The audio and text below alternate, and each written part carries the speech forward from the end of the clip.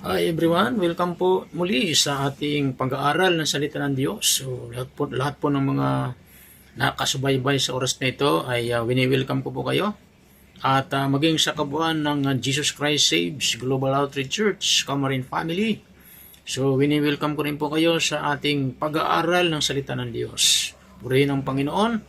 So ako po ang yung lingkod, Pastor Charlie Dagutanan, ang makakasama nyo sa oras na ito sa ating pag-aaral ng salita ng Panginoon. Okay, so purihin ang Diyos. So sa oras na ito tayo po muna ay sumandali. Ngayon mo ko at manalangin. Heavenly Father, we thank you once again. Panginoon, sa oras na ito na muli kami makapag-aaral ng salita, pamagitan, Panginoon, ng high-tech technology na ito na pinagkalubos sa amin. Lord, salamat po, Panginoon, sa mga oras na ito. Pagpalain nyo lahat na nakatune in sa broadcast na ito sa pangalan ni Kristo Jesus. Maraming salamat po, Panginoon. Pinagkakatiwala namin sa iyo ang kabuuan ng aming pag-aaral na ito ng salita, Panginoon. Pagpalaan nyo rin po, maging bayang Pilipinas. Patuloy na maghari ka sa bansang ito, sa lahat ng namumuno sa aming bansa, simula sa aming Pangulo hanggang sa pinakamababa na namumuno sa bayang ito. Ang aking panalangin na silang lahat ay maging God-fearing, Lord, in Jesus' name, at bigyan mo sila ng makalangit na karunungan upang kanilang mapamahalaan ang bayang ito na ayon sa iyong banal na kalooban. Salamat po, Diyos. Patuloy mo rin pagpalain ang ekonomiya ng bayang ito sa pangalan ni Jesus, at patuloy mong i-preserve, Panginoon, ang bansang Pilipinas, o Diyos. Hallelujah. Salamat po, Panginoon. Patuloy mong kubiran ng dugo ni Jesus ang bansang ito mula Luzon, Visayas at Mindanao, Panginoon, at palibutan ng iyong mga warring angels ang bansang ito, at patuloy, O Diyos, na ipagsanggalang ang aming bansa, Panginoon, laban sa magawa ng kadiliman, Panginoon. Marami pong salamat, O Diyos. Gayon din ang bayang Israel. Patuloy mo rin pagpalain. Sabi mo siyang salita, sino man ang magmahal at magpala sa iyong bayan, mamahalin mo at pagpapalain. Kaya kami nagdideklara ng kapayapaan, pagpapala, proteksyon sa bayang Israel. In Jesus' name, O Lord. We thank you. Pagpalaan nyo rin po, Diyos, Panginoon o God, ang lahat na naka-tune in sa oras na ito, Panginoon. Iunat mo ay mapagpalang kamay sa buhay ng bawat isa. Sa pangalan ni Jesus, ito aming dalangin. Amen. Amen. Amen. So, welcome muli sa oras na ito sa ating pag-aaral ng salita ng Panginoon. Okay? So, maghanda na po tayong lahat sa oras na ito, at yayain nyo na po ang mga kasama nyo sa bahay na sumandaling umupo sila at makinig ng salita ng Diyos. Okay, at ang iyong mga kaibigan, message nyo na po sila, at sabihin nyo sa kanila na mag-tune in na sila sa oras na ito. Purihin ang Diyos. So, mapalad ka, kapatid, na ngayon nakaupo. Ha? At excited na makapakinig ng salita ng Diyos. Hallelujah. So, sa oras na ito, atin na pong kunin yung Bible natin, notebook natin. So, madalas kong binabanggit yung kasabihan po natin, a short pencil is better than long memory. Ang maiksing lapis ay mas mainam sa mahabang memorya. Kasi minsan yung memorya natin ay pumupurol. Okay, kaya napaka-importante mayroon tayong lapis o mayroon tayong ballpen para yung mga maririnig natin na Word of God ay ating pong iti-take note. Okay, sige po. At kunin na po natin yung Bible natin at tingnan natin sa Psalms 33 verse 21. So sabi roon, for our heart is glad, o is glad in Him, because we trust in His holy name. Tagalogin natin, nagagalak tayo dahil tayo nagtitiwala sa Kanyang banal na pangalan.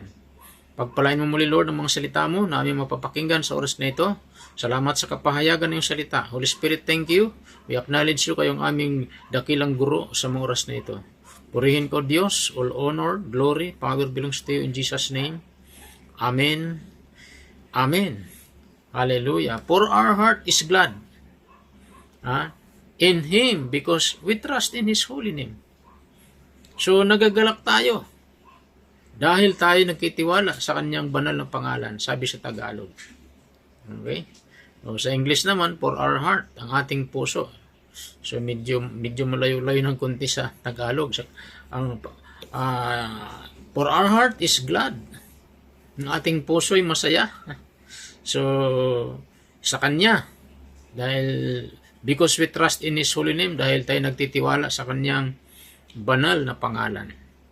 Okay, so nais ko pong bigyan po ng nais ko pong bigyan uli ng pansin o ipagpatuloy ang ating sinimulang pag-aaral about trusting God.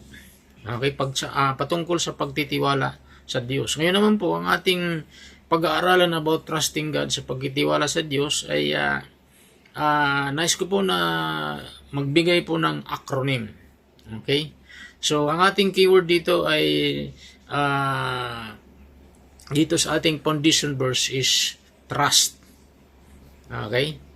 So, trust. So, sabi diyan, for our heart is glad in Him because we trust. Okay? So, we trust in His holy name. So, our keyword is trust.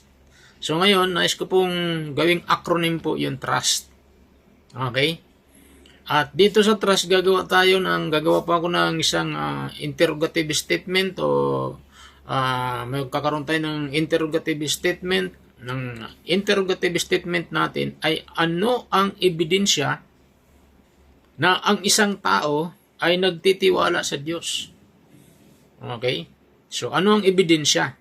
So, ang ating keyword, trust. So, yun yung ating acronym. So, nandyan po yung sagot sa trust. Yung evidence. So, mayroon 5 major evidence na makikita natin sa isang tao na talagang nagtitiwala sa Diyos.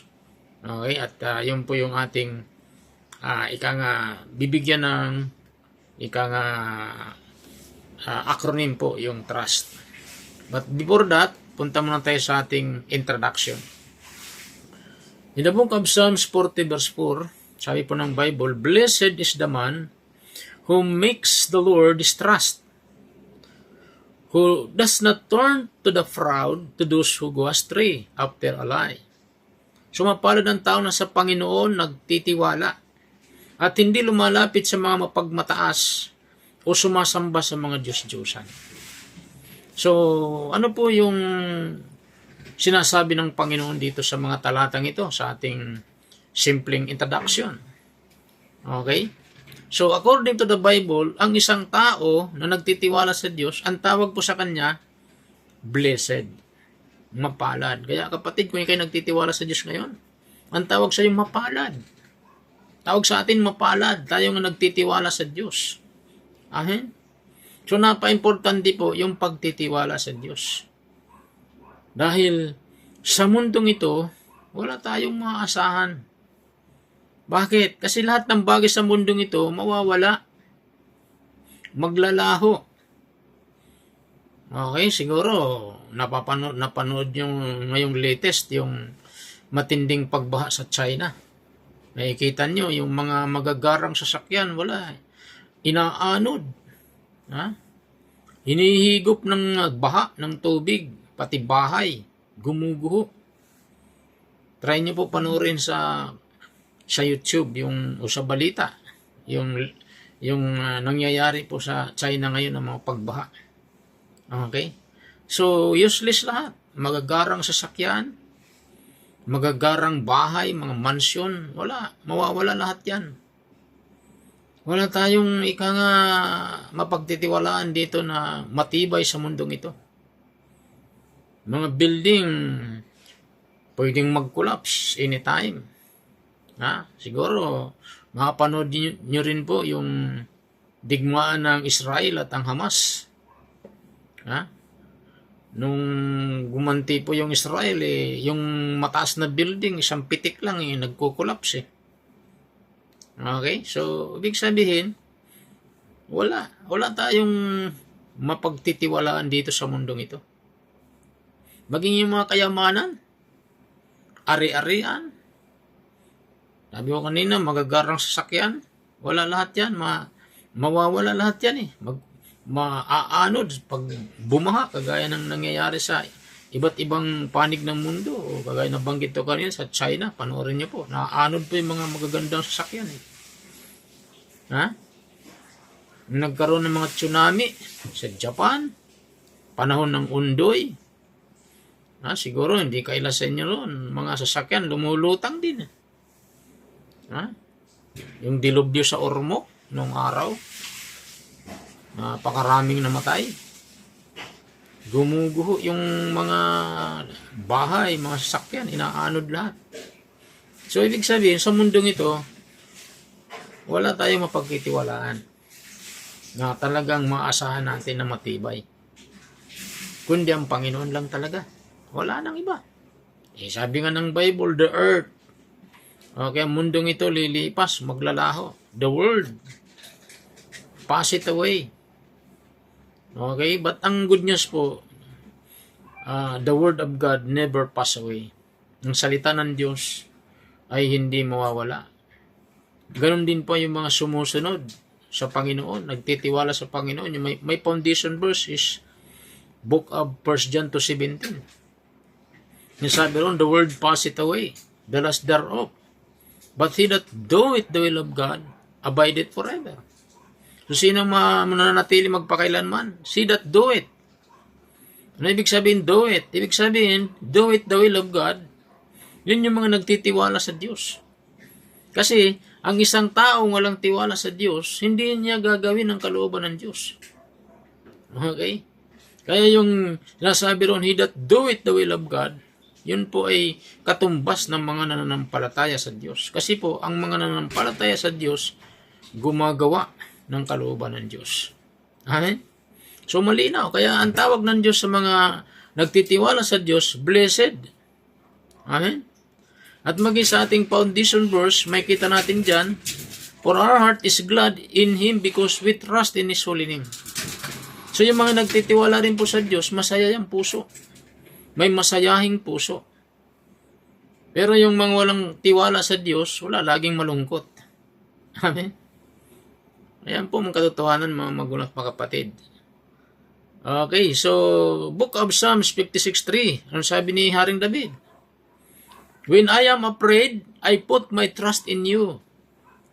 Sabi ni Haring David, kung ako'y natatakot, ilalagay ko ang aking pagtitiwala sa inyo. Okay? So, yun po. So, hindi, and then sabi pa ni Haring David din sa Psalm 62 verse 8, trust in Him at all times. So magtiwala tayo sa Kanya. Sinong Kanya? Ang Panginoon. Sa lahat ng panahon. O people, pour out your heart before Him. God is a refuge for us. Hallelujah. Puri ng Diyos. So, kayong mga mamaya ng Diyos, sabi ni Haring David, magtiwala kayo sa Kanya. Sa lahat ng oras. So nananawagan ang psalmist na ito na si Haring David na magtiwala tayo sa Diyos. Amen. Huwag magtiwala sa kayamanan. Huwag magtiwala sa mga ari-arian. Huwag magtiwala sa mga karunungan, sa mga diploma, sa mga natapos. Huwag ipagmalaki. Ha?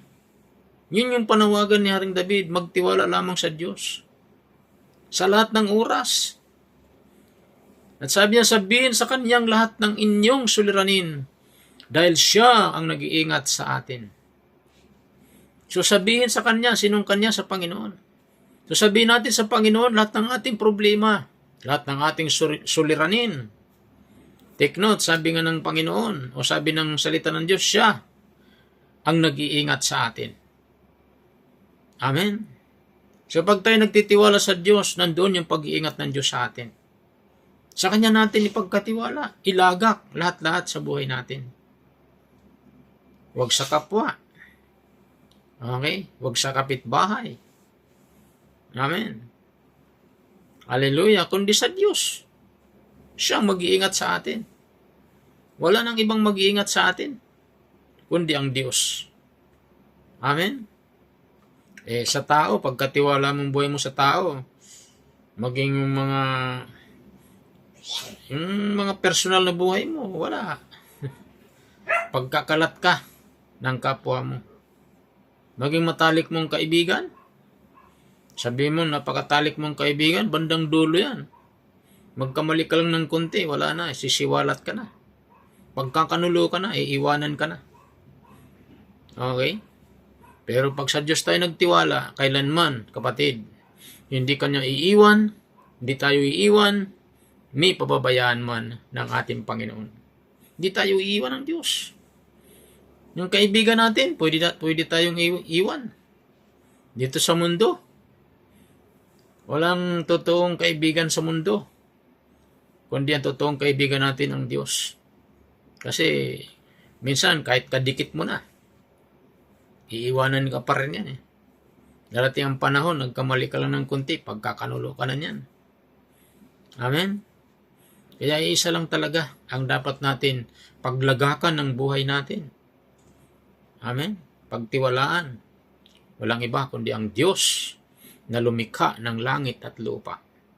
Na may-ari ng buhay mo, may-ari ng buhay ko, may-ari ng buhay nating lahat. Amen. Okay, so punta na po natin yung ating acronym. Acronym natin ay TRUST. May 5 litra po yung TRUST. T-R-U-S-T. Okay? So, ang nabanggit ko nakaraan ng Greek word ng trust is pistis. P-I-S-T-I-S, pistis. That means belief or faith. So, magkakamag-anak lang po yan.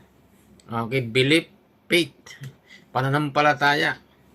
Okay, so, ano ang ebidensya sa ating interrogative statement? Ano ang ebidensya na ang isang tao ay nagtitiwala sa Diyos? Okay? So, I will give you 5 major evidence. So, mayroon 5 major na ebidensya na ang isang tao nagtitiwala sa Diyos. Okay? Saan natin makikita? Sa acronym na TRUST. Letter T o letter T. Number 1 na po tayo. So, letter T. Take refuge in the Lord. Take refuge in the Lord. So, meaning, ang isang tao na talagang nagtitiwala sa Diyos, saan sa pupunta? Ang gagawin niyang kanlungan ng buhay niya, walang iba kundi ang Panginoon. Yun yung ebidensya ng isang tao nagtitiwala sa Diyos. Sabi sa Psalms 118 verse 8, it is better to trust in the Lord than to put confidence in man. Amen? So, mas mabuting manalig sa Panginoon sa halip na magtiwala sa tao. O, di ba? Malinaw. So, ang isang tao na may tiwala sa Diyos, ang kanyang pananalig ay nasa Panginoon lamang. Hindi sa tao. Yun yung totoong may tiwala sa Diyos. 100% ang kanyang pagtitiwala, pananalig ay sa Panginoon. Amen? And then book of Psalms 46 verse 1, ano sabi ng Bible? God is our refuge and strength and a very present help in trouble. Ang Diyos ang ating lakas at kanlungan at handang saklulo kung may kaguluhan. So ang isang taong totoong nagtitiwala sa Diyos, ang ginagawa niyang kanlungan ng buhay niya ay ang Diyos, hindi tao. Yun ang malinaw na number 1 major evidence na isang tao ay nagtitiwala sa Diyos. Ang kanyang kanlungan ay ang Diyos. Amen? Hindi sa pera, hindi sa tao, hindi sa nanganganlong sa kanyang mga kayamanan, kanyang mga ari-arian, kundi sa Diyos lamang. Yun ang katotohanan, mga kapatid. Amen. So, ang Diyos natin ang ating lakas at kanlungan. At good news, handang saklulo kung may kaguluhan. Amen? So, pag may dumating yung kaguluhan, dumating yung pagsubok, sino ang lalapitan ng isang taong may tiwala sa Diyos? Saan sa mga nganlong? Hindi sa Bombay. Walang-wala ka ng pera. Sinong lalapitan mo? Kamag-anak mo ba? Kapatid mo ba? Pinsan mo? Kaibigan mo? Kapitbahay mo? Sinong number one lalapitan mo pag walang-wala ka ng kapera-pera? Lalong-lalo na, nagdatingan na si Judith. Sino si Judith? Ito po yung Judith ng Meralco, Judith ng tubig, Judith ng, ano ba? Judith ng mga maraming Judith. Okay? So pag dumating na si Judith, sino lalapitan mo? Kapatid mo ba? Kaibigan mo? Kapitbahay mo? Ha? Hindi. Lord. Ha? Lumapit tayo kay Lord. Siya ang ating lakas at kanlungan. Take note, sabi dyan, handang saklolo kung may kaguluhan. Handang saklolo. Ano ibig sabihin ng saklolo? Handang tumulong. Madalas kong binabanggit, ang tulong ng tao may limitasyon. Pero ang tulong ng Diyos is unlimited. Hallelujah. Amen. Purihin ng Diyos. Yun ang the best, mga kapatid. Kaysa yung sa tao ka lumapit, sa tao ka manganlong, susumbatan ka pa.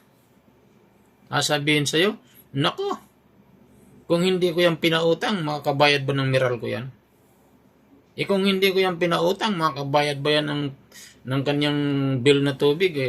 Siguro, malamang naputulan na yan kung hindi ko pinautang yan. Ano ibig sabihin nun? Panunumbat. Ha? Pero pag si Lord, ang nilapitan mo, hallelujah, hindi kanya susumbatan. Hindi tayo susumbatan ng Diyos. Amen. Purihin ng Diyos. So, ang Diyos ang ating lakas at kanlungan, handang saklolo kung may kaguluhan. Hallelujah. Amen. Purihin ng Diyos. Yan po yung number one pong ebidensya ng isang tao ay mayroong ganap na tiwala sa Diyos. Sa Diyos siya nanganganlong. Amen. So, letter T, ano ang ebidensya ng isang tao nagtitiwala sa Diyos? Ang ebidensya ng isang tao ay nagtitiwala sa Diyos, letter T, number 1, take refuge in the Lord. So, here, take refuge in the Lord. Amen. And number 2, rely on God's strength all the days of your life or all the days of His life. Amen. So, he rely on God's strength. Amen. Hindi sa strength natin, hindi sa lakas natin. Yun yung ebidensya, ikalawang ebidensya, ng isang tao ay ganap na nagtitiwala sa Diyos. He rely on God's strength all the days of his life. Amen. So, meaning sa atin naman, pangkalahatan, we must rely. Mag-rely tayo sa lakas ng Diyos at sa lahat ng panahon o sa lahat ng ating kaarawan, ng ating buhay. Amen. Anong sabi ni Paul, chapter 4 o Paul, Philippians 4:13? Saan nagre-rely si Apostol Pablo? Saan nananangan sa Apostol Pablo? Ano sabi niya? I can do all things through Christ who strengtheneth me. Hallelujah. So we can do all things through Christ who strengtheneth me. Sino yung lakas natin? Ang Diyos. Di ba? Sabi natin kanina sa Psalms 46 verse 1, God is our refuge and strength. A very present help in trouble. So Philippians 4:30 naman, sabi ni Apostol Pablo, I can do all things through Christ who strengtheneth me. Amen. So we must rely on God's strength all the days of your life, all the days of our life. So, ang isang tao nagtitiwala sa Diyos, he rely on God's strength all the days of his life.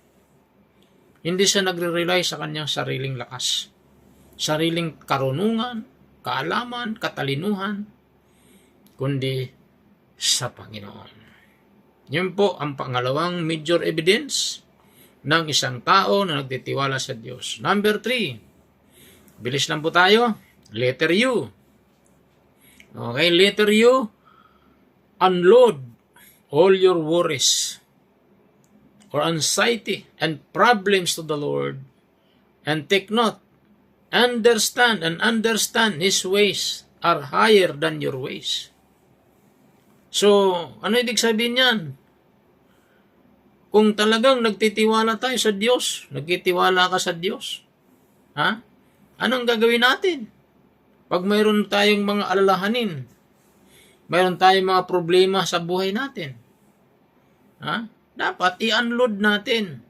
So we must unload all our worries, anxiety, and problems to the Lord. Ha?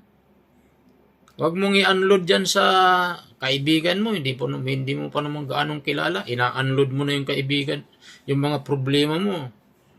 Kamukat-mukatan, chinismis ka na doon sa pinag-unloadan mo. Ha? Kumalat na sa buong mundo kasi sa panahon natin ngayon, mabilis mag-viral ang isang mga pangyayari. Ha? Bakit? Kasi sa Messenger nga lang, mayroong group chat. Halimbawa, yung sa group chat ay mayroong 50 katao na sa loob. O isang click mo lang ganun. Nag-viral na lahat ng ano mo. Buong napakarami na kagad ang nakaalam. So, inunload mo. Kasi inunload mo yung mga personal problems mo doon sa hindi mo pag-aanong kakilala. Ha? Tapos, message kayo sa Messenger.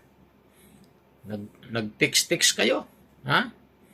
Pinasa-pasa na lahat. Forward. Na-forward na lahat. Ayan, nalaman na ng buong mundo yung sitwasyon mo. Ha? Hallelujah. So, minsan naman, pamagitan ng i-unload mo yung problema through prayer. Ha? Tapos, nag-prayer kayo. Halimbawa, prayer meeting, ang dumalo 100. Tapos yung in-unload mong problema sa prayer, mga personal na problem mo. Tapos sinama ngayon sa prayer. Ngayon nalaman, narinig lahat ng mga dumalo sa prayer meeting. Yung in-unload mo na problema. Ayun, nalaman tuloy ng buong dumalo yung buhay mo. Ha? Hindi kagaya pag in-unload mo kay Lord yung problema mo, mga private life mo. Ha? Naiintindihan ka ng Diyos. Hindi ka ipagkakalat ng Diyos.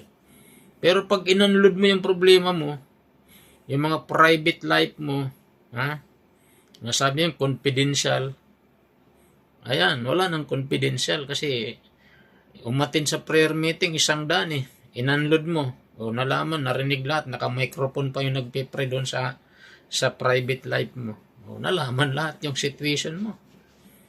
Na ganun. Diba? Kaya kailangan maiging maingat. Pag mayroon kang mga personal na prayer request, mga private life mo, i-unload mo kay Lord. I-unload mo kay Lord. At maging doon sa mga taong talagang pagtitiwalaan mo. So, honestly speaking po, pag sa akin po may nagpa-counsel sa akin, at pag sinabi nila sa akin, Pastor, itong sasabihin ko sa iyo, very confidential to Huwag mong sasabihin yan, Pastor. Makakaasa ka sa akin, 100% yan. Talagang confidential yan. Kaya lang, minsan naman, confidential nga, pero siya naman ang nagsabi na sa marami ngayon. Yung nangyari tuloy, so, yung pastor yung pinagkalat, samantalang siya yung nagsabi. Di ba? Kaya kailangan maingat din po tayo mga kapatid. So, ang pag-unload natin mga problema, i-unload mo kay Lord. And then, doon sa mga talagang mapagkakatiwalaan mo na hindi ka ipagkakalat. Amen? So, lagi nating tandaan si Lord, willing po siya na damayan tayo sa ating mga pangangailangan. Anong sabi ng Panginoon, Matthew 11:28? Come to me, all you who labor and are heavy laden, and I will give you rest. Take note, may kapahingahan sa Diyos.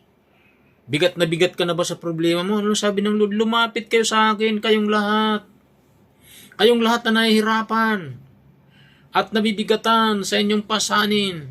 Ano sabi ng Lord? Bibigyan ko kayo ng kapahingahan.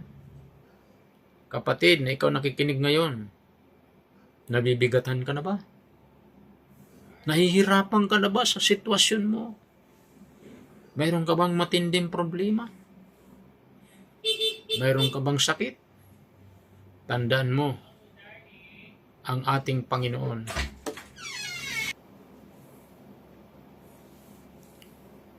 So, pag nagtiwala po tayo sa Diyos, mga kapatid, so napaganda po yung promise ng Lord.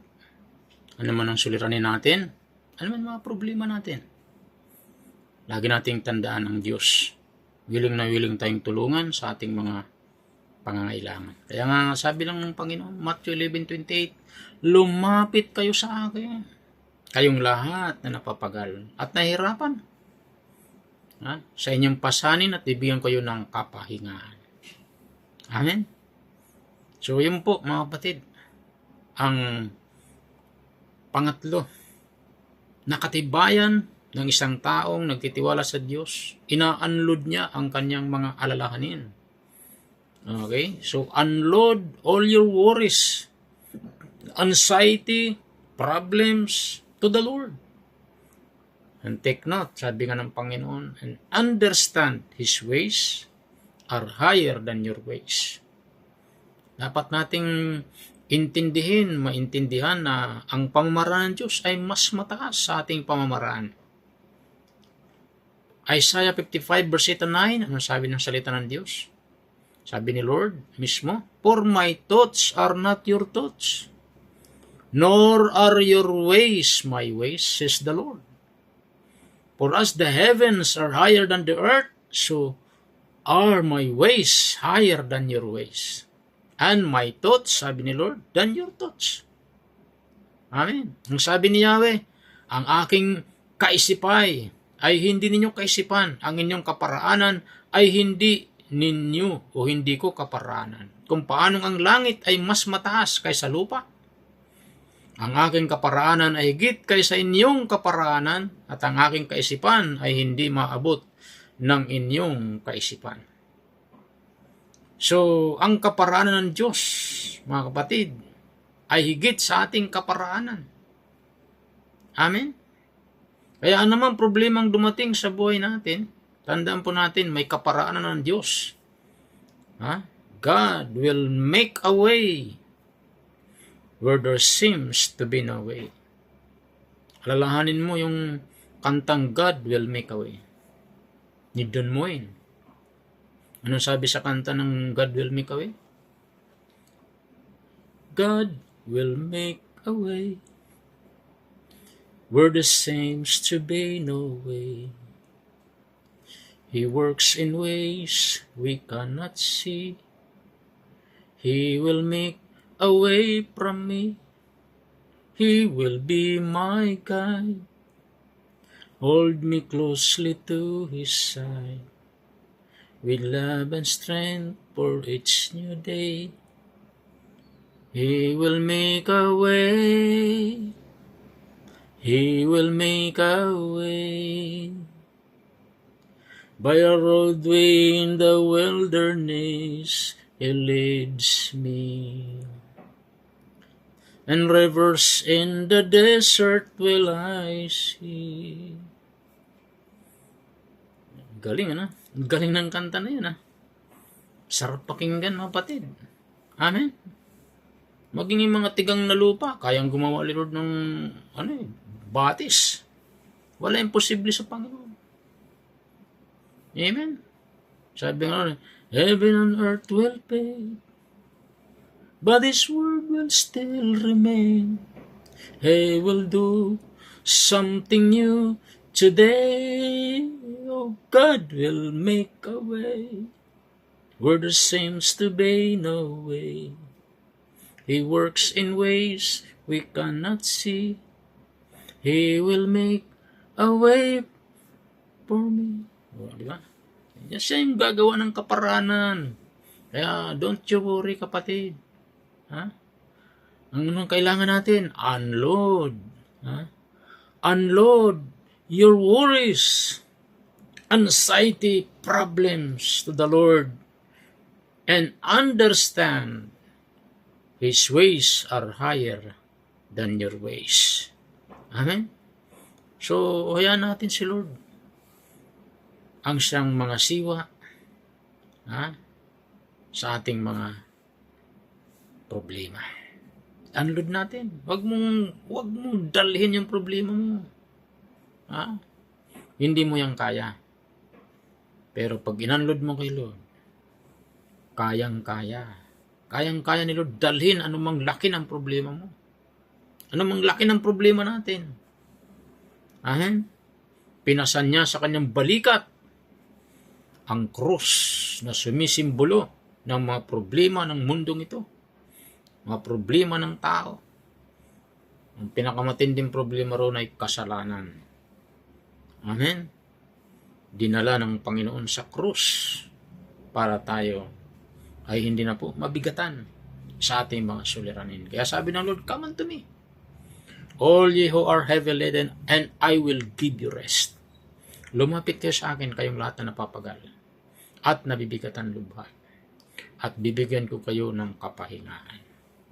Amen? At tandaan natin, ang kaparanan ng Diyos ay mas mataas kaysa ating kaparaanan. Purihin ang Diyos. Number 4, nakatibayan ng isang tao na nagtitiwala sa Diyos, letter is, seek His will and His kingdom and His righteousness in all things. Ang isang tao nagtitiwala sa Panginoon, hinahanap niya ang kalooban ng Diyos, ang kaharian ng Diyos at ang katwiran ng Diyos sa lahat ng bagay. Amen. Hindi yung kalooban niya. Wala siyang ninanais kundi mapangyari ang kalooban ng Diyos. Okay? Mapangyari ang kalooban ng Diyos sa kanyang buhay. At ang kaharian ng Diyos at ang katwiran ng Diyos ay kanyang uunahin sa lahat ng bagay. Yun yung mga nagtitiwala sa Diyos. Hindi inuuna yung mga mundo, sa mundo, ang mga makamundo. Kundi ang inuunan niya, tinahanap niya ang kalooban ng Diyos. Hindi yung kanyang sariling kalooban ang nananaig. Amen? Yun ang totoong Kristiyanong nagtitiwala sa Diyos. Anak ng Diyos. Mga taong nagtitiwala sa Diyos. Hinahanap ang kalooban ng Diyos. Hinahanap ang kaharian ng Diyos at ang katwiran ng Diyos. Sa lahat ng bagay. Kabisado na po natin yung Matthew 6:33. Seek ye first the kingdom of God and His righteousness. All these things shall be added unto you. So isang tao nagtitiwala sa Diyos, ang una niyang hinahanap ang Panginoon. Ang kalooban ng Diyos, ang kaharian ng Diyos, ang katwiran ng Diyos. At ano ang magbenepisyo pag ang kalooban ng Diyos ang nananaig sa buhay natin at katwiran ng Diyos at ang kaharian niya ang siyang nananaig sa buhay natin o inuuna natin? Take note, all these things. So ibig sabihin may mga pagpapalang darating. All these things shall be added unto you. So ano mang kailangan mo, idaragdag na lang ni Lord. Ano mang kailangan natin, daragdag na lang ni Lord sa atin. He will provide all our needs. Amen. According to His riches and glory in Christ Jesus. Purihan Diyos. Amen. Ibibigay ng Diyos lahat ng kailangan natin. Malinaw po yun sa Matthew 11 o chapter 6 verse 33. Kapag inuna natin ang Panginoon, ang kanyang kalooban, ang kanyang katwiran, kanyang kaharian, lahat ng kailangan natin, idaragdag na lang ni Lord sa atin. Amen. Kawikaan 3 verse 5 to 6, ang sabi ron, trust in the Lord with all your heart, and lean not your own understanding. In all your ways acknowledge Him, and He shall direct thy paths. Magtiwala ka ng buong puso sa Panginoon. Huwag kang manalig sa iyong sariling karunungan. Alalahanin mo ang Panginoon sa lahat ng iyong ginagawa at ituturo niya sa iyo ang tamang landas. Amen. So, yun po ang pang-apat na ebidensya na isang tao'y ganap na nagtitiwala sa Diyos. Ang una niyang hinahanap ay ang kalooban ng Diyos. Hindi yung kanyang sariling kalooban. Okay? Nahanap niyang katwiran ng Diyos, kaharian ng Diyos. Amen. And lastly, sa mga taong nagtitiwala sa Diyos, panglimang major evidence ng isang tao nagtitiwala sa Diyos, thank Him for His faithfulness and all the things that He has done in your life. Okay? Letter T. So, kung talagang nandun yung ating pagtitiwala sa Diyos, ang isang tao nagtitiwala sa Diyos, okay? O kung talagang totoo tayo nagtitiwala sa Diyos, anong gagawin natin? Wala tayong bukang bibig kundi magpasalamat sa Diyos. Thank Him for His faithfulness and all the things that He has done in our lives. Okay? So, thank Him. Tayo magpasalamat sa Diyos. At ang kanyang katapatan at lahat ng bagay na kanyang ginawa sa buhay natin, pasalamatan natin ang Diyos. Yan yung mga nagtitiwala sa Diyos. Psalms 13 verse 5 and verse 6, sabi roon, "But I have trusted in your mercy," sabi ni Haring David. "My heart shall rejoice in your salvation. I will sing to the Lord because He has dealt bountifully with me."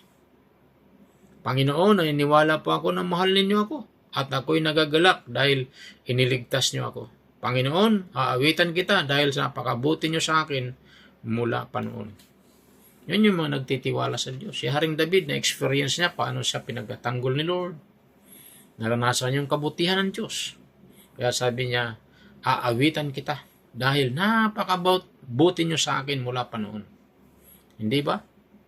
Yung mga nagtitiwala sa Diyos, maawit tayo ng papuri, pagsamba, pasasalamat sa Diyos. Amen? So, bukang bibig ng mga tao nagtitiwala sa Diyos, magpasalamat. Magpasalamat at nang magpasalamat. Okay? Sa lahat ng kabutihan niya sa buhay natin, sa lahat ng mabubuting ginawa niya sa buhay natin, ay walang iba tayong gagawin kundi magpasalamat. Yan yung mga ebidensya ng mga nagtitiwala sa Diyos. Marunong magpasalamat sa Diyos. Kaya nga sabi ng Bible, 1 Thessalonians 5 verse 18, "In everything give thanks, for this is the will of God." Amen? Purihin ang Panginoon.